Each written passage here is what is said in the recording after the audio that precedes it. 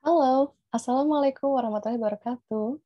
Berjumpa lagi dengan saya, Desi Rohmah, dalam materi yang kedua, yaitu uji normalitas P-plot probability plot dengan menggunakan SPSS. Nah, di sini saya bersama tim metode penelitian ekonomi dan bisnis Universitas Pasundan yang terdiri dari Pak Bayu, Pak Ardi, Pak Erik, Bu Lira, Pak Yusuf, dan saya sendiri, Desi Rohmah.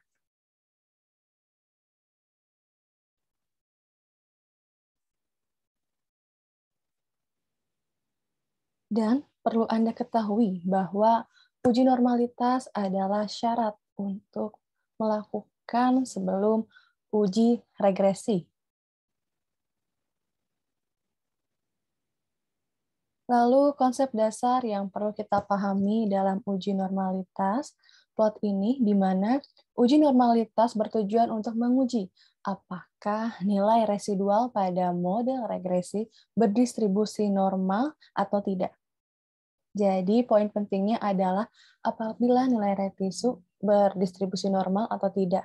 Nah, jadi kita tidak akan menguji masing-masing variabel, tapi melihat apakah nilai residual dari model pengaruh atau dalam regresi normal atau tidak.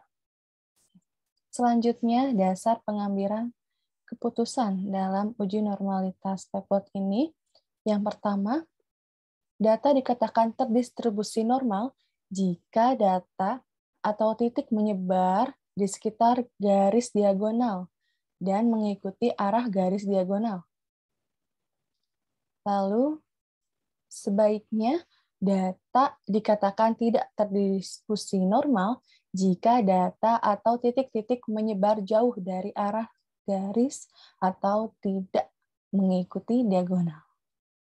Nah, ini maksudnya apa sih nih? Dari hasil pengolahan data dengan SPSS, output yang muncul apakah titik-titiknya ini dari plot yang ada ini mengikuti garis diagonal atau tidak? Ya, seperti itu. Jika mengikuti, maka normal. Jika menyebar jauh, maka dikatakan tidak terdistribusi normal. Nah, langsung saja saya akan menampilkan data yang diperoleh dari penyebaran kuesioner.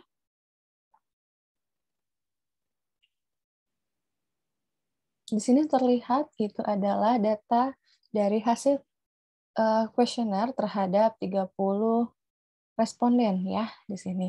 Yaitu adalah pengaruh value perception terhadap brand image, yaitu V1, X1-nya adalah value perception, lalu Y-nya adalah brand image. Nah, kemudian untuk pengolahan datanya, kita copy data hasil kuesioner ini dan dimasukkan ke dalam SPSS untuk kita analisis.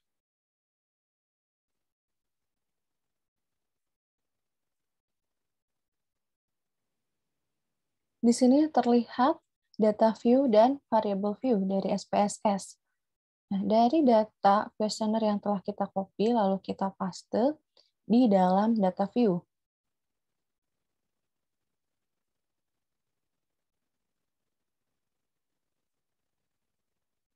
Ya.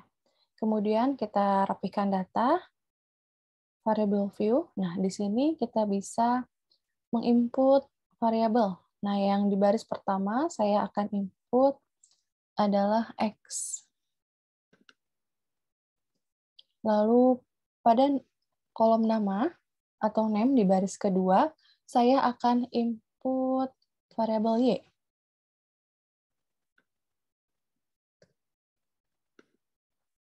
Dan di sini saya akan memberikan keterangan, ini adalah value proposition.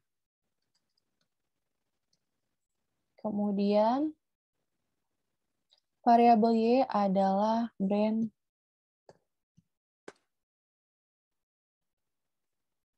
image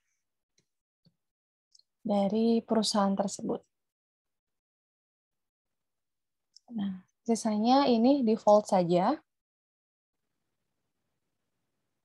Lalu untuk nilai desimal kita nolkan. Kembali ke data view. Di sini sudah terlihat variabel X dari value per position, lalu variabel Y dari brand image perusahaan. Ya, di sini sudah cocok ya. Itu adalah terdapat 30 responden.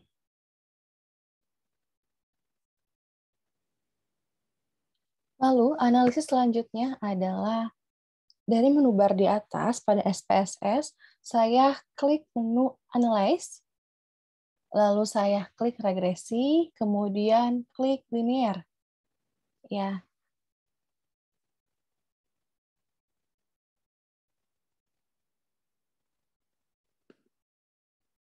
Terlihat di sini ada kolom dependent dan independent. Kemudian saya masukkan value per position ini ke dalam kolom independent.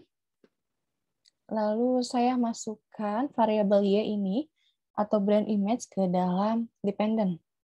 Kemudian klik plots. Nah, saya centang normal probability plot. Nah, di sini juga kalian bisa mencentang dari histogram ya, gitu. Ini pilihan kalian ingin menggunakan yang mana. Bisa keduanya, bisa pilih salah satu ya. Di sini saya memilih menggunakan normal probability plot. Saya klik continue.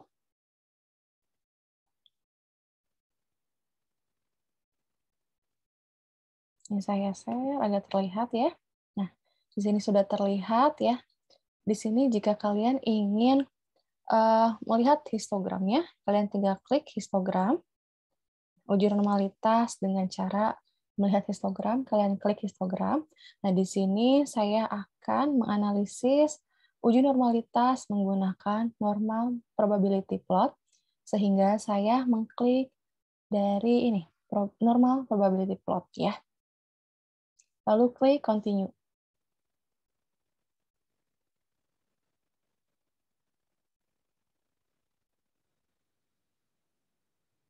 Setelah kita mencentang plot yang kita pilih apa, kemudian kita klik OK.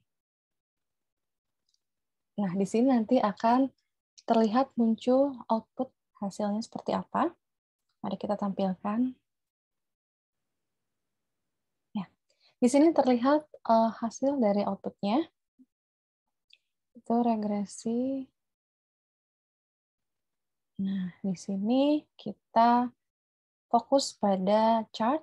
Nah, di sini terlihat normal PP plot of regression standardized residual. Nah, itu pengaruh dari value per position terhadap brand image.